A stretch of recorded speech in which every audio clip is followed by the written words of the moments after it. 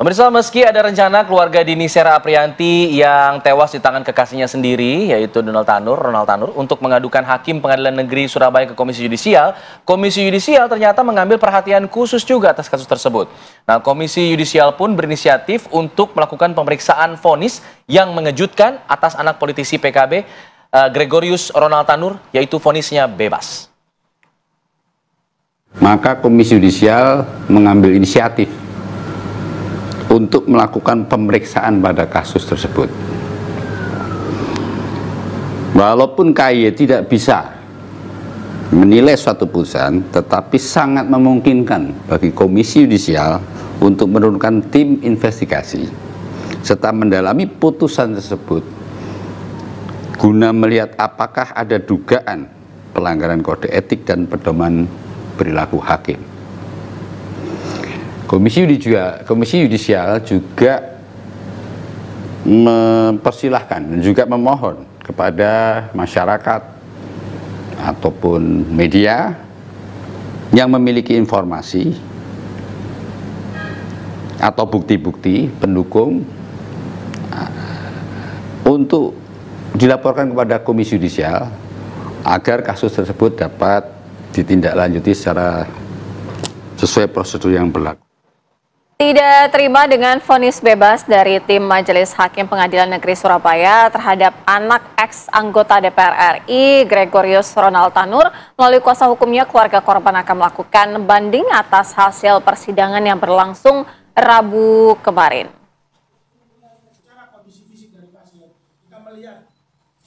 Tidak tanpa sebab, keluarga Dini Sera Aprianti merasa ada yang janggal dalam keputusan hakim tersebut.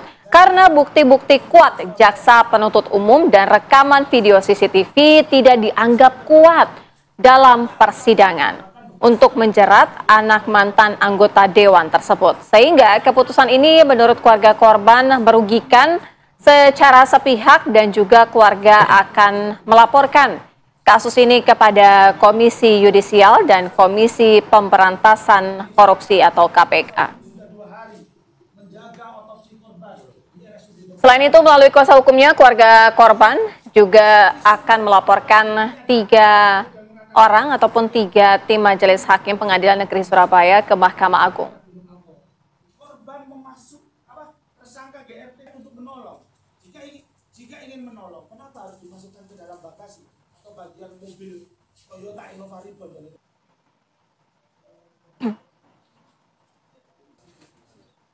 Semoga hukumannya dipikirkan lagi. Iya. Ya. Rencananya seperti apa ke depan? Apakah akan diserahkan ke pengacara atau bagaimana? Oh iya, kami sudah konfirmasi sama pengacara. Hakimnya juga mau dilaporkan sama pengacara kami. Oh. Ya, kita akan bahas mengenai ini pemirsa dengan praktisi hukum yang sudah hadir di studio. Ada Bang Saur Siagian. Selamat pagi Bang Saur. Selamat pagi Mas Alfa, Mbak Fira. Ya, tadi kita dengarkan juga apa yang menjadi keresahan dari Kejaksaan Agung. Ada 2 pertimbangan hakim yang hanya dipakai begitu, meninggal karena alkohol dan juga tidak adanya saksi begitu. Sementara sudah ada bukti-bukti dihadirkan juga, bukti visum et repertum yang ternyata tidak cukup kuat. Apakah memang tidak cukup kuat untuk bukti visum ini, Bang Saur? Salah satu yang sekarang ditekankan dalam pembuktian itu namanya scientific crime investigation atau scientific evidence. Nah, salah satu yang diperlihatkan jaksa adalah tadi itu gambar-gambar penganiayaan itu melalui CCTV. Nah, menurut saya kalau kita lihat saksi ahli, kemudian juga korban juga sudah terlihat di sana. Nah, menurut saya sudah cukup terang benderang dengan kasus ini sesungguhnya. Karena apa? Kalau kita lihat tadi konstruksi dakwaan jaksa itu kan dakwaan berlapis. Itu ada pasal 338 tuh. Yaitu pembunuhan. Andaikan katakanlah yang ancamannya 15 tahun tidak terbukti, kemudian ada 359. Harusnya ke situ arahnya. Artinya adalah ada penganiayaan jelas sudah terbukti. Artinya adalah kita lihat tadi bahwa meninggal dia karena ada dulu penganiayaan, kemudian baru ke rumah sakit. Nah, pertanyaannya adalah kalau tadi salah satu pertimbangan daripada majelis dibawa ke rumah sakit, bukankah justru dibawa ke rumah sakit itu adalah Ada untuk sebabnya upaya ya, menutupinya. Ya toh. Nah, oleh karena itu saya kira ini jelas topik kita yang hari ini namanya kontroversial. Ini sangat kontroversial. Ada 4 pasal yang sesungguhnya dijerat atau didakwa oleh jaksa penuntut umum. Dan kalau 338-nya tidak terbukti, menurut saya adalah penganiayaan atau kelalaian yang mengakibat orang meninggal gitu loh. Nah, menurut saya, cuman kita apresiasi tadi kita sudah mendengarkan Kapuspen bahwa akan melakukan upaya perlawanan. Nah, dalam putusan bebas di sini, kalau dia banding langsung ke kasasi. Jadi tidak ada banding pengadilan tinggi, namun langsung ke kasasi. Nah, kita juga dorong betul keluarga atau masyarakat saya kira untuk berbondong-bondong melaporkan majelis ini sebagai responsibility kita. Kenapa? Memang pengadilan kita nggak baik-baik amat gitu loh. Lihat ada hakim agung kita terjerat katakanlah korupsi. Ketika kita diskusi ini, sekretaris Mahkamah Agung kita beruntun itu kemudian dicocok KPK karena korupsi.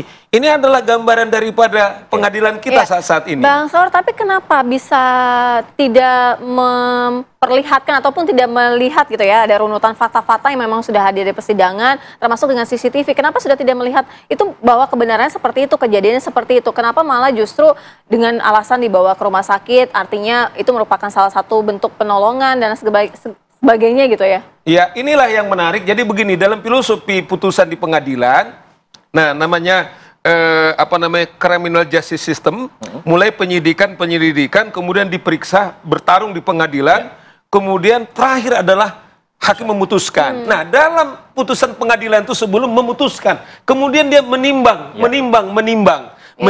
argumentasi daripada jaksa, kemudian menimbang daripada argumentasi penasihat hukum atau katakanlah saksi-saksi. Nah, dalam KUHP, kemudian hakim cukup membuat 2 bukti dengan keyakinannya.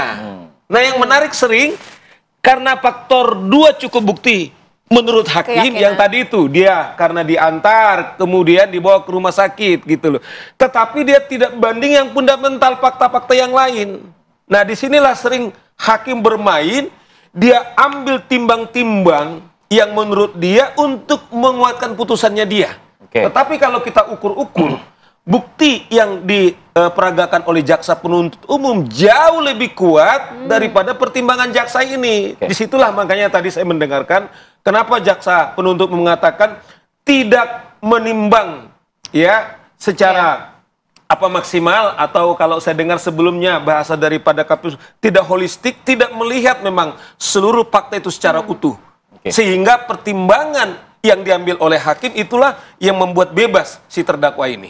Nah, cuman kita juga berapresiasi bahwa tadi jelas jaksa Kapuspen mengatakan jaksa penuntut umum sudah mengatakan kasasi. Artinya kasus ini belum berhenti di sana atau belum final, masih ada upaya hukum yaitu kasasi yang nanti saya kira hakim yang lain nanti akan menilai apakah penerapan hukumnya itu sudah tepat apa tidak. Artinya dengan langkah hukum dari kejaksaan untuk mengambil kasasi, tidak lagi banding gitu, langsung kasasi.